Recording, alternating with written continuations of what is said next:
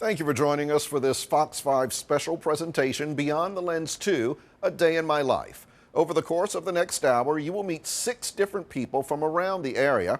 Each person leads a very different life, but they all leave quite an impression on the people they encounter every day. My average day is remarkably inconsistent, but the bookends are always prayer. We've got prayer in the beginning, prayer in the middle, prayer at the end. We praise you, the Lord God Almighty. It's been a beautiful journey. Where's your hair? Yay! How was class day? Was it horrible and boring without me? I love being a priest. To live and work with the people of God. It's sort of where the rubber hits the road. It's the front line, if you will, of where Christ meets his people. My name is Ron Krajewski, and a day in my life is art, mine and his. He was a racehorse. We adopted him off the track at the end of his career. His knees got worse, so we retired him from any kind of riding. Okay, come on, bud. It's a long day, but this is what I live for. This is my dream. I'll be a cop. My wife thinks I'm a cop. Every time something happens, I'm supposed to get involved. We in a bank one day, some guy come up with a ski mask, the gun, talking about get on the ground, and don't nobody say nothing. I'm the first one hit the ground. I said, not today. She gonna tap me, tell me, get up and do something. You're a police officer. I said, you know what, you're right. Excuse me, sir. She talking. 102.3, the real sound of the DMV. Timmy and his camera crew. They watched you get out of bed? Actually, they did everything. They was in the shower with me and everything. They were aggressive. Hi, everybody. My name is Timmy Horn. This is the day in the life. I'm gonna take a ride with me. I am Specialist Preston Millicent, and this is a day in my life. Holder. Through the years of diligence and praise and the discomfort of the elements, I will walk my tour in humble reverence to the best of my ability. It is he who commands the respect I protect, his bravery that made us so proud. Surrounded by well-meaning crowds by day, alone in the thoughtful peace of night, this soldier will, in honor glory, rest under my eternal vigilance. I'm Ken Martin. I'm different. This is a day in my life. I'm a recovering alcoholic. I've been sober for 35 years. Unfortunately, due to circumstances beyond my control, I ended up homeless. Something that can be overcome with the good grace of God and a good support system. I didn't have one, so I fell, but I've developed one, so now I can stand. Grace made a terrible mistake when she took her own life. I like being able to talk about her and to share with the people the type of person she was. It still takes something out of you every time, but it also is a way that my child continues to live in a way. I'm hoping to give a personal face to the tragedy of teen suicide related to bullying and cyberbullying. I'm really happy that Maryland was willing to name the law after her, but this law is needed federally, and I don't care who it's named after, but we need to have the conversation and we need to make it happen. And I watched her tremble and start to cry. And when we got home, she showed me some of the following tweets and told me repeatedly that people were being told things like she was a whore, and suffered mortifyingly embarrassing things on the school bus. Its purpose is to prohibit anyone from using electronic media of any kind to maliciously engage in conduct that inflicts serious emotional distress on a minor and/or places that minor in reasonable fear of death or serious bodily injury. Because Grace died on Easter Sunday, 2012, at the age of 15, from a suicide related to an uninvestigated drug-assisted sexual assault, followed by sexual harassment, bullying, and cyberbullying. It's uncomfortable, but I feel like it's the path I'm supposed to be taking right now.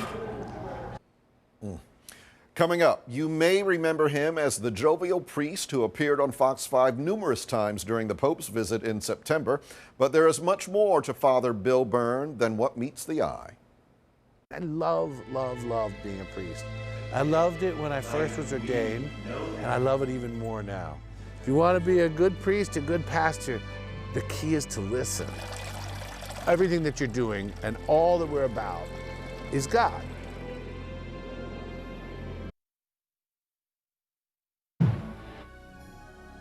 My average day is remarkably inconsistent. 3, 2, 1. So now we're at Shady Grove Adventist Hospital. Okay, good, I'll see you at 6:30 this evening. But the bookends are always prayer. Glory to the Father, and to the Son, and to the Holy Spirit. God is the center of all that we do, and if we put him in there, everything else goes right. Good morning. It's when we push him to the side that things get a little messed up. Let us pray. We make sure that no matter what we do, we're weaving prayer throughout our day. Before the Mass is ended. People have stopped going to church, a lot of people have, but it's not because the mystery has gone away. It's that they haven't understood how incredible it is. We haven't taught them how amazing God truly is. Look, Carson, he's filming us. This is Rue. Rue's a rescue, and like all rescues, an incredibly loyal dog, and she is extremely, extremely popular. She's my greatest tool for evangelization, I say, because everybody loves Rue. When I wake up, the first thing on my mind is giving thanks for being here. I'm a native Washingtonian. I'm a recovering alcoholic. I've been sober for 35 years. How would I describe myself? Exceptional. Okay. I'm a member of People for Fairness Coalition. They're advocates for fair housing, affordable housing, sustainable housing. They're very, very, very active in the community. They go to meetings, they know the mayor, they know the city council, they know them, and they're strong advocates for the homeless. Good morning. 1, 2. Let us begin our prayers. In the name of the Father, and of the Son, and of the Holy Spirit. So today I always teach on Thursdays in the 8th grade. And then I've just given you $168 in cash, and I'm walking away, and I say to you, oh, hey, Michael, I forgot. Can I have one of those dollars back? So we don't just make sure that they're running around and doing sports. We make sure that they're not just learning their math and their, how to be great writers and computers. We make sure that they're going to be great people. God gives you 168 hours in a week, and he says to you, can I have just one back? That's Mass on Sunday. Just the day of the life of Father Bill Byrne. The two things I admire about Cardinal World's leadership. We were putting together this sort of thank you tape for all the leadership that he's given us. I was part of that because I had previously run our pastoral initiatives for the Archdiocese. Did you get enough? 3, 2, 1. When Pope Francis spoke to Congress, he recalled that this is the land of the free. The radio ad was an idea that Cardinal World had. Hi, I'm Father Bill Byrne. We are the land of the free because we are also the home of the brave. A nice 30-second, blowing everybody a kiss from God, just saying God's love is good and joy is the goal. Pray for our country. Pray by name for the men and women who keep it safe. Discover your inspiration together with your neighbors in the Catholic Archdiocese of Washington. I aim to be seen. Well, ladies, I speak to everybody who walks past me. How you doing? I don't think I'm better than anybody. I'm different. I love that. You did that pretty well. I've been doing photography for Street Sense maybe 7 months. Kind of a jack of all trades, master of none. All right. Street Sense is developing, how would I go about, into more than a much better shot, more than just a street newspaper, but a training ground to teach us the skills that we needed in order to be able to actually freelance as photographers ourselves. It pays to be flexible. And it pays to be innovative. Coming up, we get a cooking lesson from Father Byrne, and Ken Martin shares how he is working to end homelessness. Plus, I have to, right now, speak up in some ways within our community about what happened. It's uncomfortable, but I feel like it's the path I'm supposed to be taking right now. This law is needed federally, and I don't care who it's named after, but we need to have the conversation and we need to make it happen. I've done a lot of things that a lot of people have not done. I have been a business owner. I've been in the real estate and mortgage brokering industry. Working with Life Asset, I was able to get financing to help me start my business. I'm trying to do more than just take care of me. I'm trying to take care of my children and their education. Due to circumstances beyond my control, I ended up homeless. It has not been easy doing this without a place to stay. Right over here is where I slept.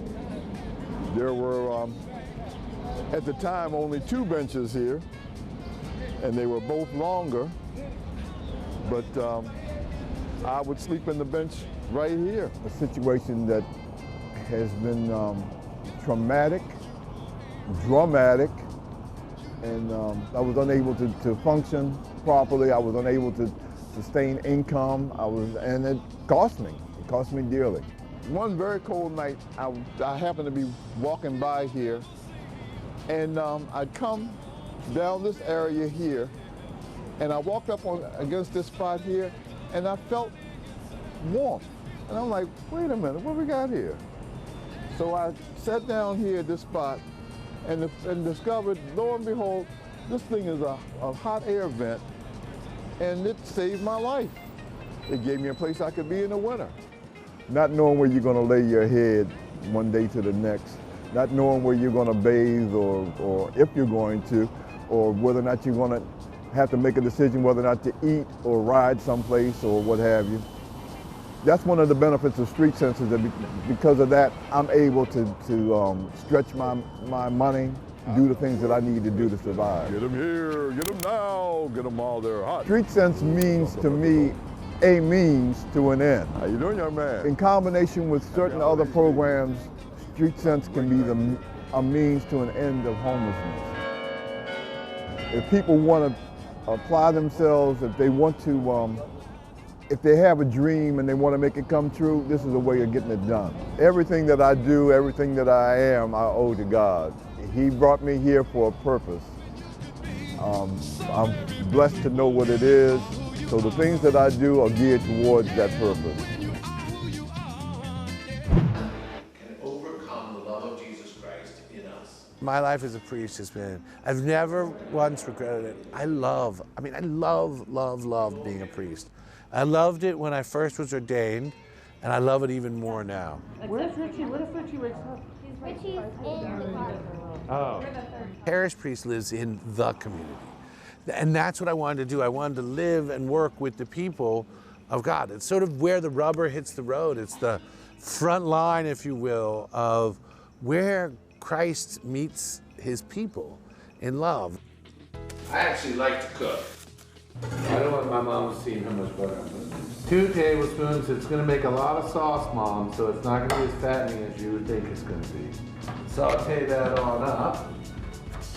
When I was at the University of Maryland, I used to cook dinner, and I'd cook dinner for the staff. And there's a kid that always showed up for a visit just at dinner time when I was making food. He was a lacrosse player in Maryland, and now he's a chef in New York. And he always says, oh, it's my priest who taught me how to cook. The sauce is just a Dijon shallot sauce. So it's basically shallots, and you put a little chicken broth in, no salt, and then some Dijon mustard. Let it cook up together and it becomes sauce-like.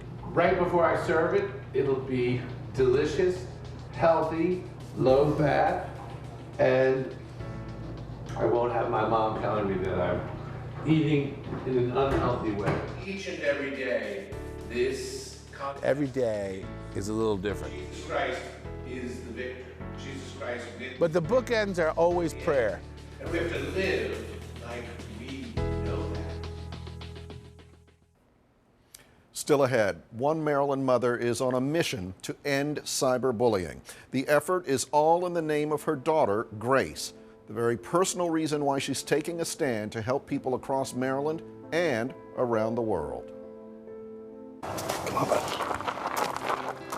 Since we started painting with Metro, let's do another M. 50% of all the proceeds is donated to New Vocations Racehorse Adoption Program. Come on. So Metro is helping out horses just like him.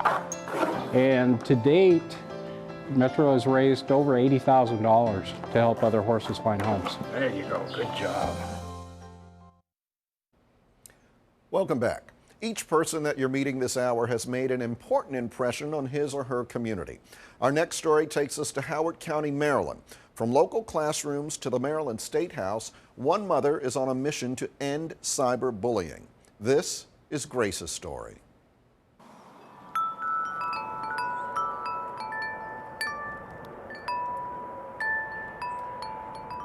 I don't really have average days. Nothing in my life is what it was at one time. I'm 3.5 years out of my life being changed forever. Am I depressed? Yeah. Do you call it depression when it's grief? I don't know. I remember the horror of the day, realizing that that I had every picture of her that I was ever gonna have. She reminds me of an angel. Or a lamb. I used to call her my little lamb because of the curls and sweetness. That's one of my favorites, this birthday picture. That was her 13th birthday. She was a sweet kid. She was a child that was quite literally born happy. She just was happy. From the moment she was born, she was just this bright light. She made us laugh every single day. And just enjoyed life, and that's why it was just so unbelievable that we could lose her that way. During her freshman year, this older boy, who was making a lot of poor choices in life, started talking to her and telling her a lot of the bad things that he was doing. We're very close to our neighbors next door, and we've always taken care of their house for like 20 years when they go on vacations and whatnot. This young man said, "You should go get the key," and she went over there with this young man. She had never been in trouble before, and I guess she was experimenting.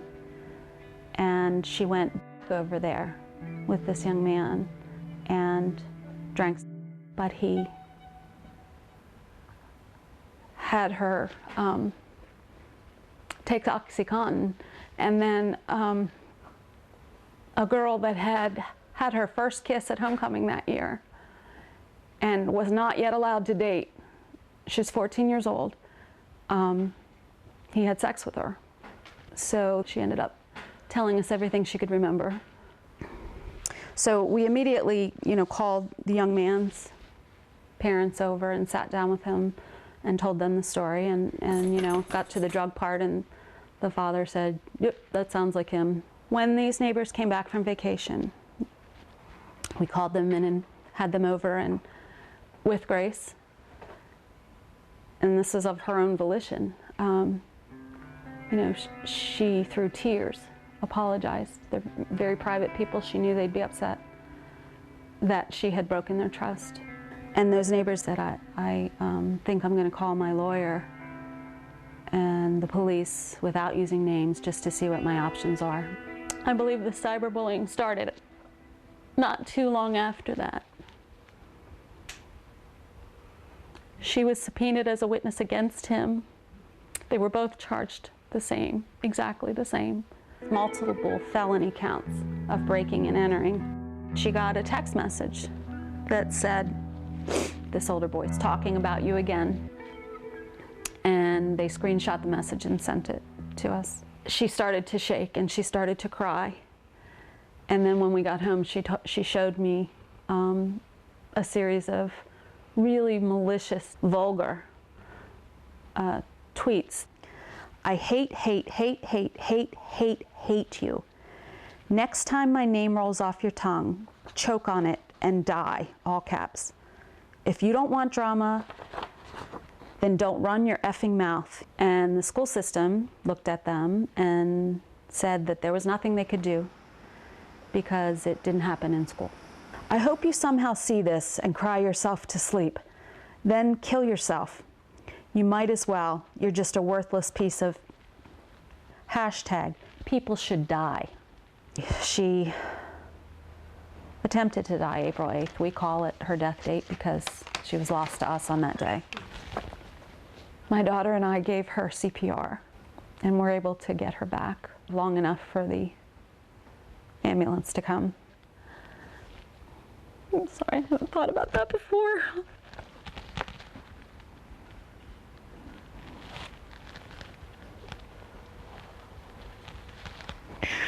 I stood over her body, knowing that a great injustice had been done, and I knew that we needed to speak out and that changes had to happen.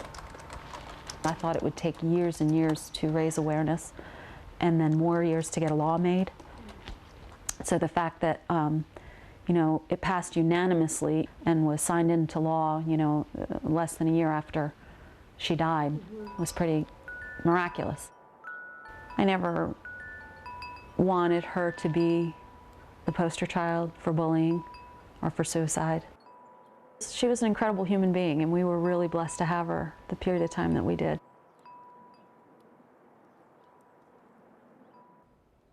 We would like to thank Grace's mother, Christine McComas, for sharing her very personal story with us. We know it was tough, but we applaud you and your endless fight to end cyberbullying. Still ahead on Beyond the Lens 2, A Day in My Life, this former Baltimore police officer is finding a second calling behind a microphone. Timmy and his camera crew, it really is like being under constant surveillance. Yeah, I actually started at 6:30. This morning, they watched you get out of bed? No, I was already up. Actually, they did everything. They was in the shower with me and everything. They were aggressive. It really is a day in the life. Yes. This is kind of cool.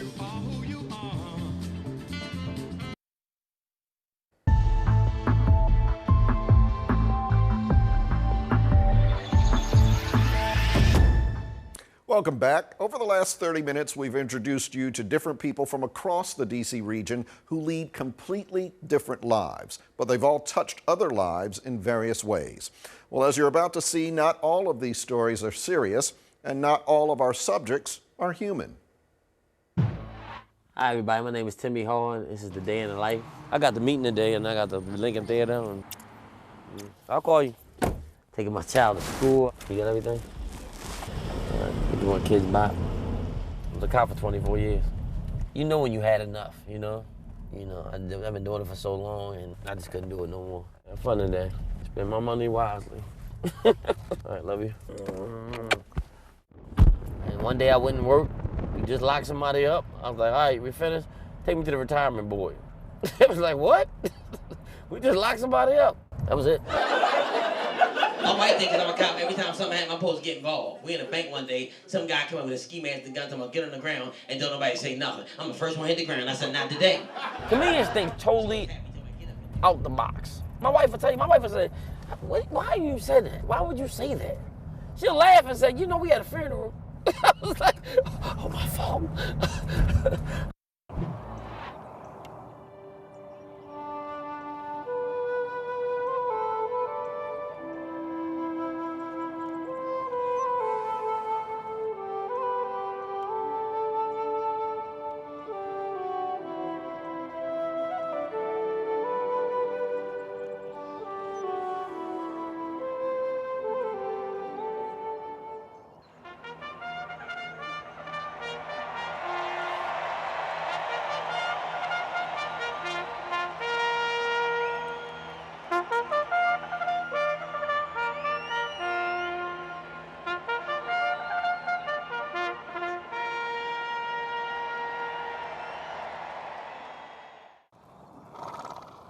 He was a racehorse, born and bred a racehorse. He ran up in Belmont, Saratoga, did pretty successful there.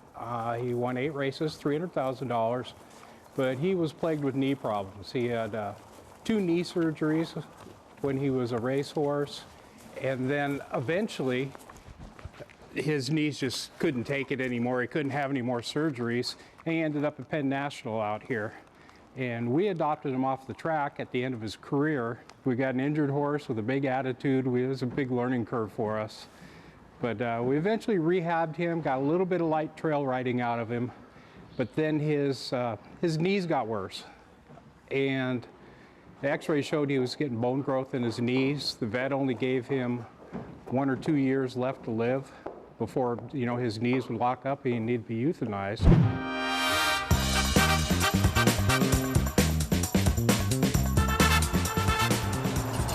I'm in Washington, D.C. My manager's house, running over some things. We got a big show at the Lincoln Theater. A few things I need to run by you. It's a little club thing. That's the budget. She was instrumental in getting me the show with Donnie Simpson. Is it green or not? Is that green? Is that nah, green? That's red. I ain't never seen a street with a camera that just don't mean nothing. In Baltimore, you no? ain't even used the signs. No, y'all don't even have street signs. This is somebody, you got some little junky yelling at colors. Yellow! Red! Busy day is always like this, busy days. How many of y'all get a chance to do a selfie with your boss? Thank you so much for giving Timmy a job, Donnie. So we retired him from any kind of riding, anything, you know, normal horses would do. And I taught him to hold a paintbrush in his mouth, and he took to stroking it on canvas, and he's kind of been a success story ever since. You getting excited to paint? Getting ready to paint? I had always noticed from the first day we had him, you know, his need for attention. He would throw his head up and down, try to get your attention. And from the very first day, I always thought, well, if I could ever get a paintbrush in his mouth, you know, maybe he'd do something with it. There you go. Look at that. Okay. We work in acrylics, non-toxic acrylics. I think oils, he can't work in oils because it's too toxic. He does get paint on his nose once in a while, but he has learned to keep himself pretty clean. I'm usually the one that ends up getting covered in paint. But we'll work with pens, paint pens, brushes. He's kind of picky on the length. We've got to keep everything the same length. So he likes to be the center of attention. He likes to let everybody know he's boss. So sometimes with me and him, it's kind of a constant struggle to develop supremacy because he thinks I'm the boss, I think he's the boss. But together, when we're painting, we kind of work as a team. He wants to be painting all the time. He doesn't like sharing. Because if I put a brush up here and I try to paint, he's going to try to take it away from me wherever it is. So for me to make a brush stroke,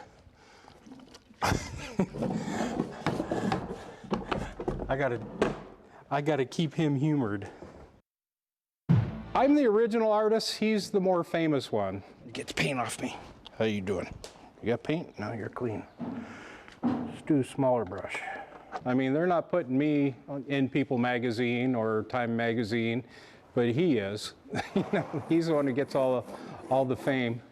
Well, when I heard that a painting horse was coming here, I was kind of, I don't know if skeptical is the right word. I just didn't know what to think about it. I hadn't heard of him before. And then when I watched him paint, I was like, this is really cool. And the best part is he loves to do it. You can tell that he really loves to paint. So it's not like Ron makes him paint. He really does like to do it. It's really interesting to watch him do it. And I don't know, it's kind of cool that it's a horse that paints, and I've been around horses my whole life and I've never known one to paint, so. Since we started painting with Metro, I mean, 50% of all the proceeds that his paintings sell for is donated to New Vocations Racehorse Adoption Program. And they're an organization that takes horses off the track, retrains them, finds homes for them. So Metro is helping out horses just like him. You know, horses come off the track and need a home and a second career. And to date, Metro has raised over $80,000. I think it is a remarkable testament to Ron's ability to see what Metro can do to still be useful after his career as a racehorse. He's retired. He knows it. He doesn't have to ride. He doesn't have to carry a rider. He just has to hold paintbrush now and then. Ron has figured out how to structure what Metro can do and make it really art. But Metro's doing something he really likes to do. So he can feel useful. He gets up in the morning and he's got a purpose. That's important for every living thing. It was a dream come true. You know, it was a dream. To think that I might be actually sitting beside Donnie Simpson. Simpson. Thank you for coming back. You know, my first time doing Ask for Radio for full time, and I'm with a legend. Roll-offs ain't got no faith in him, man. Can't get no better than that. Here on Magic 102.3, the real sound of the DMV. Good afternoon. I'm Donnie Simpson, along with my boys, Rick Chill. Yeah. And Timmy Hall. Hey, what's up, Donnie? Timmy's got cameras here following him and stuff today, you know. The day in the life of interesting people, and they picked me. Really? Yes. Interesting? Yes. Word? Oh, yes. I had to make up stuff to do. I gave my wife a kiss goodbye. She was like, what? And you're not even married. I took somebody's kid to school. He crying, give me a hug, son. You ain't my daddy. Too funny. That's the biggest thing I love, to see Donnie Simpson do his job. Oh, really? Yes. Yeah, I wrote a couple jokes for him. For his little comedy thing. Yeah, I know. Yeah, you know, this little radio thing helped my career a little bit. Just a little bit. You know, can't have a bad day sitting next to Donnie Simpson. Can't happen. Magic 102.3. You follow your dream, this is what happens. You stay busy so you can get to your dream. This feel like, you know what this feel like? This the gutter life comedy of Empire. I'm waiting for Lucius to come out the alley. Cool. I'm here now at the venue waiting for the show to start, man. Like it's me and a whole bunch of other comedians here tonight, man. But it's gonna be a great show. We always have a good time. A lot of my material is based off of being a police officer. It's hard, man. It's hard being a cop. It's Rick up at night, because after the show, I'm gonna put my uniform on and pull all you over, so. Y'all laugh. I can't even beat my son because all this stuff happened in Baltimore. My son messed up in school. I go in his room to go beat him. He turned around with a Mike Brown t-shirt and put his hands up. I turned around, his brother videotaping. I said, I can't beat him. Something I love to do. When it's something you love to do, you don't get tired, you just have the energy to do it. Man, I love y'all, man. Appreciate y'all.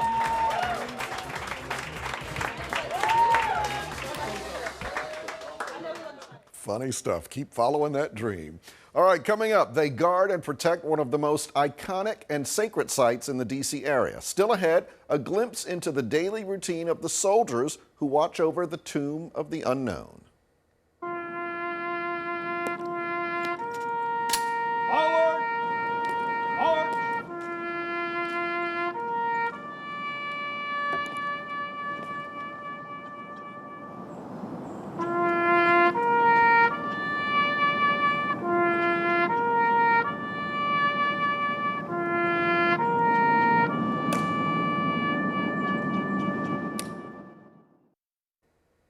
Welcome back.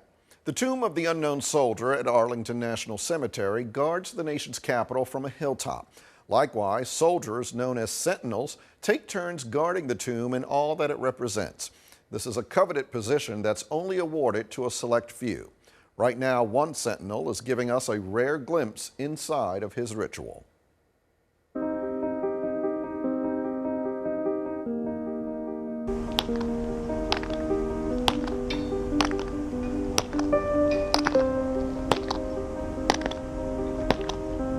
My dedication to this sacred duty is total and wholehearted. In the responsibility bestowed on me, never will I falter. And with dignity and perseverance, my standard will remain perfection. Through the years of diligence and praise and the discomfort of the elements, I will walk my tour in humble reverence to the best of my ability. Sir, please remain behind the mod over the stairs.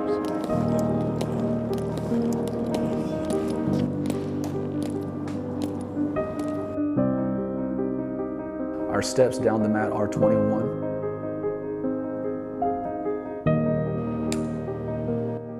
Pause for 21 seconds.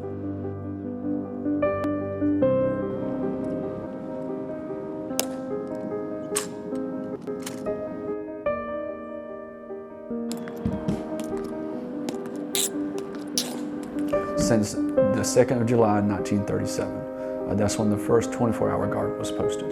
There's families out there that will never have closure. That soldier has gave absolutely everything. There is nothing more for him to give. There are the names that are on the wall behind me. There's only been 637 individuals that have passed the badge test.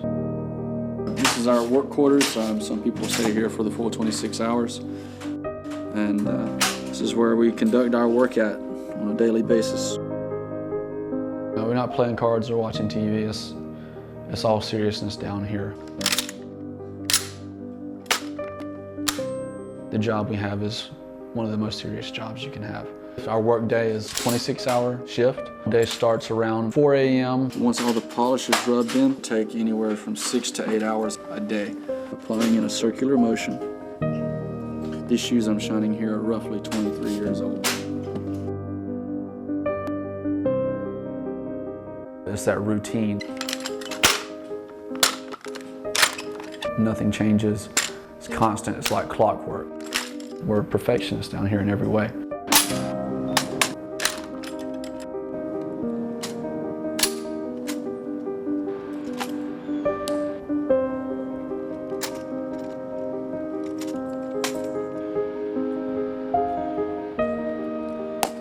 I've got roughly around 600 walks.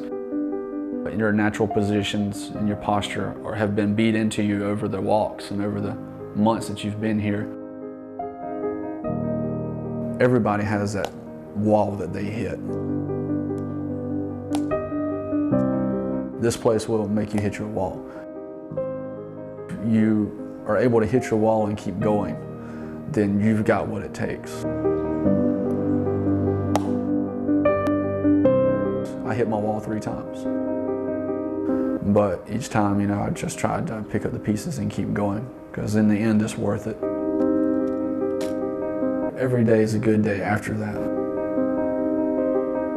You're down here for a 26-hour shift at a time, 3 times every 9 days with these same guys.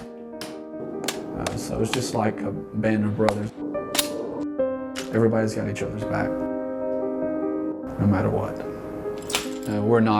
We're not just here to guard the unknown. We're here to guard and safeguard everything here, including, the family members, the veterans. Everybody's here is under our protection. And every soldier that is buried here and every family member that is buried here will always be guarded by us, no matter what. You really see the sacrifices that have been made for this country. You can go anywhere in the cemetery and there's people interred here from all the wars from America's history. We have the USS Maine victims behind me in section 24. General Meigs from the Civil War over in section 1. Rene Gagnon, one of the flag raisers from Iwo Jima, is in section 51. We have his fellow flag raiser, Ira Hayes, over in section 34. Every man, woman, and child that walk up here to this tomb walk away with a new meaning of what it means to have sacrifice and dedication to something greater than oneself.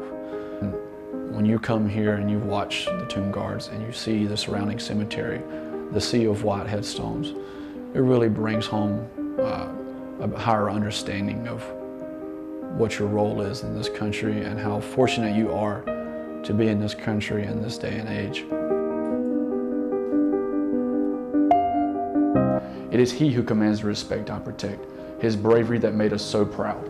Surrounded by well-meaning crowds by day, alone in the thoughtful peace of night, this soldier will, in honor, glory, rest under my eternal vigilance. Simon, 1971.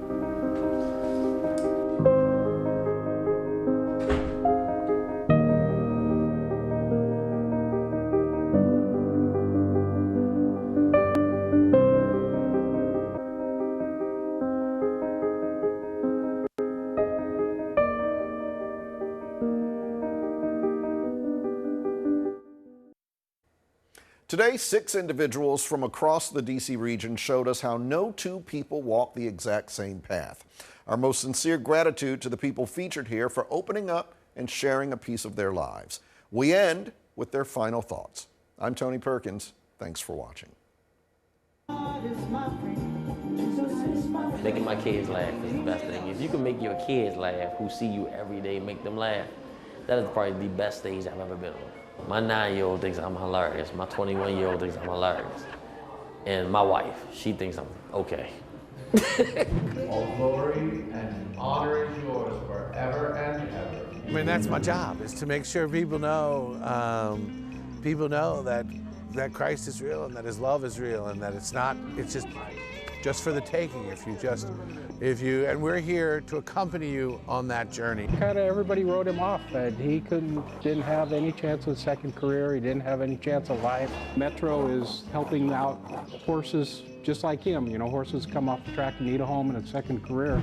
I can't imagine that there's a moment that ever feels like you're finished and my child's gone and I couldn't save her. The future that I want to go towards includes changing the way we speak to each other, because I think everyone, if you take her name, deserves respect and compassion. After I get a little bit of time down here changing the guard at the tomb, I want to become an officer and lead by example. Even though this place is a totally different animal than anywhere else in the Army, it still can be applied. The level of discipline here can be shared and should be shared throughout the Army. I'm working towards doing my part to make the community a little bit better. I'm opening this hat store so that I can finance a foundation for children with dyslexia and other childhood disadvantages.